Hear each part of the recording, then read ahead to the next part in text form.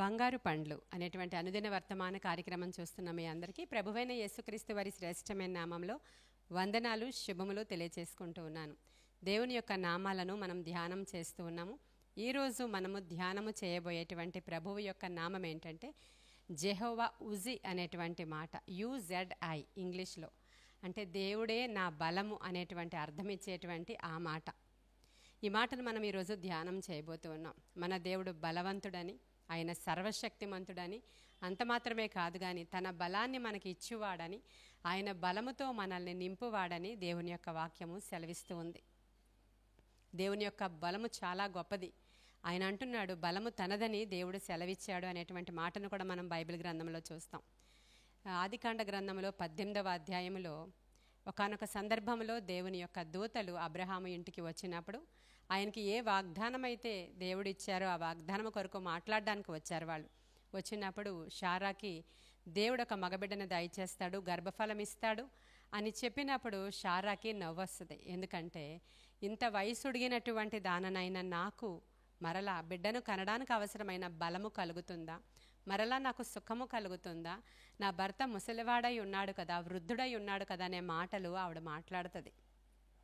18వ అధ్యాయము 12వ వచనంలో ఇంత వృద్ధురాలనైనటువంటి నాకు మరలా బలం సరిపోతుందా, నాకు సుఖం కలుగుతుందా అనేటువంటి మాటని ఆవిడ మాట్లాడుతుంది. ప్రియమైన దేవుని బిడ్డలారా, అయితే సర్వశక్తిమంతుడైనటువంటి దేవుడు ఆమెకు బిడ్డను కనడానికి అవసరమైనటువంటి బలమునిచ్చి, ఆ వృద్ధాప్యములో కూడా యవ్వన బలాన్నిచ్చి మంచి మగబిడ్డను కనడానికి ఆయన ఆ షారాకి శక్తినిచ్చినట్లుగా మనం అక్కడ చూస్తాం.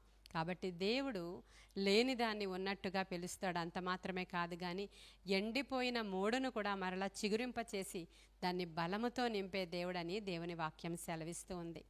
మరి దేవుని యొక్క బలము వృద్ధాప్యంలో ఉన్నటువంటి ఆ దంపతులకు బిడ్డను కలగడానికి అవసరమైనటువంటి ప్రకృతికి అతీతమైనటువంటి శక్తి అది.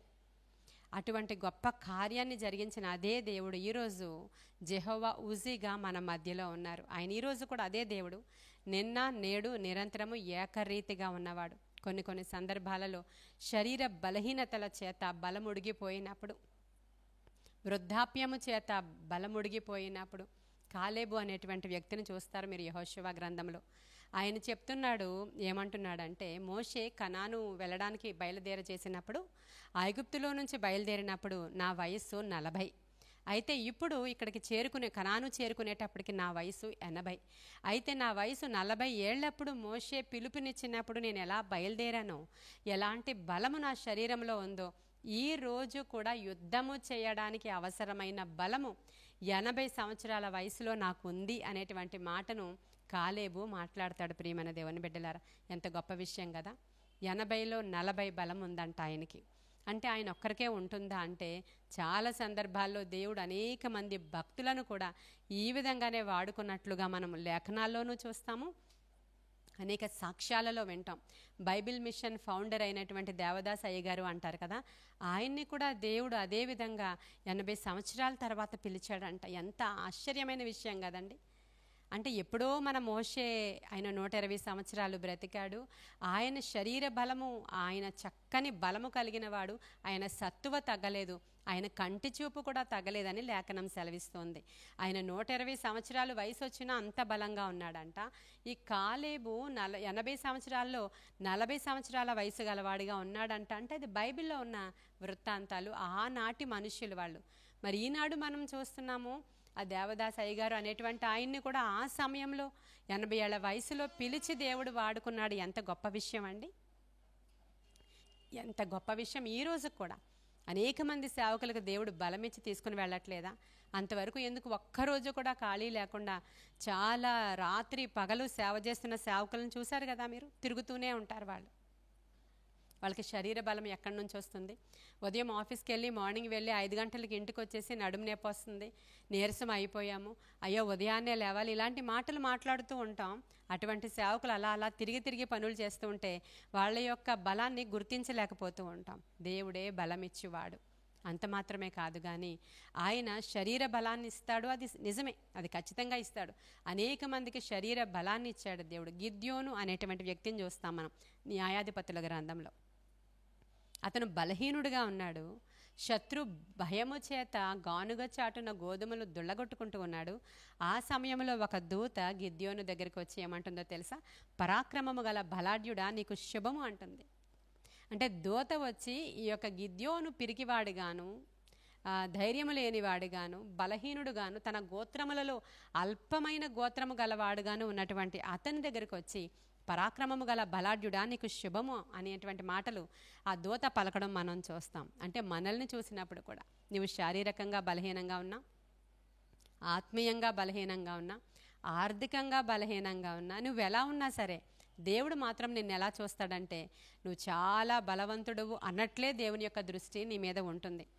అలాగే గిద్యోని వాడుకున్నాడు దేవుడు. ఇంతమంది 10,000 మంది ఎందుకు ఆ మిద్యానీయులను జయించడానికి? 300 మంది చాలు అంటాడు ఆయన. అంటే ఈ ఈ దేవుని యొక్క అంటే శక్తితో కొంచెము మంది మనం ఉన్నా కూడా గొప్ప సైన్యాన్ని జయిస్తామని చెప్పడానికి దేవుడు ఆ పదాలను అక్కడ వాడుకున్నట్లుగా ఈరోజు కూడా అంతే. నీ ముందున్నటువంటి సమస్య చాలా బలమైనది అయి ఉండొచ్చు. అన్యులకైతే అది పెద్దదే, కానీ నీకైతే అది చిన్నది. ఎందుకు అంటే ఆ సమస్య కంటే నీ దేవుడు చాలా గొప్పవాడు. ప్రియమైన దేవుని బిడ్డలారా, మాట్లాడుకోవడానికి మాటలు బాగున్నాయని నేను చెప్పట్లేదు, కానీ దేవుని దృష్టిలో మనం చాలా బలవంతులము, పరాక్రమం గల బలాఢ్యులము. నువ్వు ఎలాంటి ఎన్నిక లేని వాడవైనా, ఏ గోత్రములో ఉన్నా, ఏ కమ్యూనిటీలో ఉన్నా, ఏ విధమైనటువంటి బలహీనతలో నీవు ఉన్నా, నీ యొక్క ఫ్యామిలీ బ్యాక్గ్రౌండ్ ఏదైనా సరే ఆయనకు అనవసరం. కానీ నీవు గనక ప్రభువు దగ్గరకు వచ్చి ఆయన బలాన్ని ఆశ్రయిస్తే ఆయన చాలా బలవంతుడుగా నిన్ను తయారు చేస్తాడు ఆయన. అందుకే పౌలు భక్తుడి మాట అంటాడు, మా బలహీనతలలో నీ బలము మాకు పరిపూర్ణమవుతుంది దేవా. నేను ఎప్పుడు బలహీనుడనో అప్పుడే బలవంతుడను అని. ఎందుకని? ఎప్పుడైతే మనం బలహీనంగా ఉన్నామో ఆ సమయంలో ప్రభువును వేడుకుంటే ఆయన బలముతో మనల్ని నింపుతారు. అనేక సందర్భాల్లో సేవకులమైన మేము కూడా కుటుంబంలో అనేకమైనటువంటి సమస్యలు ఉంటాయి, మానసికంగా సమస్యలు ఉంటాయి, ఫినాన్షియల్గా ప్రాబ్లమ్స్ ఉంటాయి, ఆత్మీయంగా అనేక రకాలైనటువంటి సంఘంలో ఇంతమంది మనుషులను లీడ్ చేస్తూ ఉన్నప్పుడు రకరకాల ప్రాబ్లమ్స్ వస్తూ ఉంటాయి. అయినప్పటికీ కూడా ఆయన శారీరక బలం ఇచ్చేవాడు ఆయనే. మేమైతే స్పష్టంగా చూస్తాము, ఎంత బలహీనంగా రాత్రికాల సమయంలో ఉంది అని అనిపించిన ఉదయానికి మరలా తట్టి లేపి ఆయన బలమిచ్చి నడిపిస్తాడు. ఏలియాకి ఈ విధముగానే దేవుడు బలమిచ్చాడు కదా. ఏలియా చాలా దిగజారిపోయిన స్థితిలో, మానసికంగా కృంగిపోయిన స్థితిలో, అసలు ఇంకా మరణం యొక్క థ్రెట్ ఆయన మీదకి వచ్చిన స్థితిలో, రాజే శత్రువైపోయిన స్థితిలో ఒక చెట్టు కింద ఆయన ఉన్నప్పుడు దూత వచ్చి ఆయనని లేపి, నీవు లేచి ఇదిగో నేను తీసుకొచ్చిన అప్పాన్ని తిని ఈ నీళ్ల బుడ్డిలో నీటిని త్రాగు, ఎందుకంటే నీకు దీర్ఘ ప్రయాణము నీ ముందర ఉంది, 40 దినాల ప్రయాణం అంటున్నాడు. 40 దినాలు ప్రయాణం చేయడానికి ఒక్క రొట్టి చిన్న నీటి బుడ్డిలో నీరు సరిపోతుందా చెప్పండి? కానీ దానితోనే 40 దినాలు ప్రయాణం చేయించిన దేవుడు. హల్లెలూయా! ఎంతటి గొప్ప దేవుడు అంటే ఆయన ఆశ్చర్యకరుడు. ఆయన పేరు ఈరోజు యెహోవా ఉజ్జీగా మీ ఇంటికి వచ్చాడు ఆయన. ఆయన నీ బలమై ఉన్నాడు. హల్లెలూయా! యెహోవా యందు ఆనందించుట వలన మనం బలం పొందుకుంటామని నెహెమ్యా గ్రంథంలో రాయబడి ఉంది. మరి యెహోవా యందు మీరు ఆనందిస్తున్నారా? నా బలముకైతే కారణం అదే. అనునిత్యము దేవునిలో ఆరాధించుట, ఆయనలో ఆనందించుట. మరి అక్కడ మాకు ఎన్ని సమస్యలు లాంటివి ఉన్నా కూడా, ఇరుకులు ఇబ్బందులు ఉన్నా కూడా ప్రభువులో ఆనందించుట ద్వారా నూతన బలాన్ని మేము పొందుకుంటూ ఉంటాం. అంత మాత్రమే కాదు, మానసికమైన బలాన్ని ఇచ్చేవాడు కూడా ఆయనే. ఈ రోజుల్లో ఎక్కడ చూసినా మానసికమైనటువంటి సమస్యలు, ఇంట్లో ఒక్కరు సరిగా లేకపోతే, ఇంట్లో ఉన్నటువంటి బిడ్డలలో ఒక్కడు వ్యసనానికి బానిస అయిపోతే, లేదంటే ఇంట్లో ఉన్నటువంటి భర్త ఒక త్రాగుబోతు అయితే, బిడ్డ ఒక డ్రగ్ అడిక్ట్ అయితే, కుమార్తె ఒక తిరుగుబోతు అయితే, లేదంటే వారికి వివాహాలు జరగకపోతే, ఉద్యోగాలు రాకపోతే, ఆర్థిక ఇబ్బందులు అయితే, నీవు వివాహం చేయలేనంతగా ఆర్థిక పరిస్థితి దిగజారిపోతే, నీ అనారోగ్యం క్షీణించిపోయి బిడ్డలు ఇంకా సెటిల్ అవ్వకపోతే ఉన్నటువంటి మెంటల్ టెన్షన్ ఎంత పెద్దదంటే అది వివరించలేము.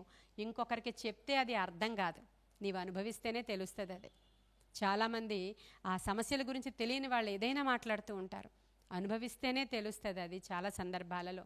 అటువంటి సమస్యలలో ఉన్నవారికి కూడా ఈ ఉజ్జీ ఈరోజు ఆయన నీ బలమై ఉన్నాడని చెప్తున్నాడు. ఈరోజు ఉదయకాల సమయంలో ప్రభువు నీకు ధైర్యము పంపిస్తున్నాడు, బలాన్ని పంపిస్తున్నాడు. ఒకానొక సందర్భంలో దావీదు యుద్ధానికి వెళ్ళి తిరిగి వచ్చేటప్పటికల్లా సిక్లగు అనేటువంటి ప్రాంతానికి వచ్చేటప్పటికి అక్కడ ఉన్నటువంటి దావీదు వెనకాల ఉన్నటువంటి అనుచరులు, దావీదు వాళ్ళ ఇంట్లో ఉన్నటువంటి భార్యలు, పిల్లలు, పశువులు, సంపద అంతా కూడా ఉన్నటువంటి స్థలం అంతా కూడా కొల్లగొట్టుకుని అమాలేకీలు పట్టుకుని పోయారు.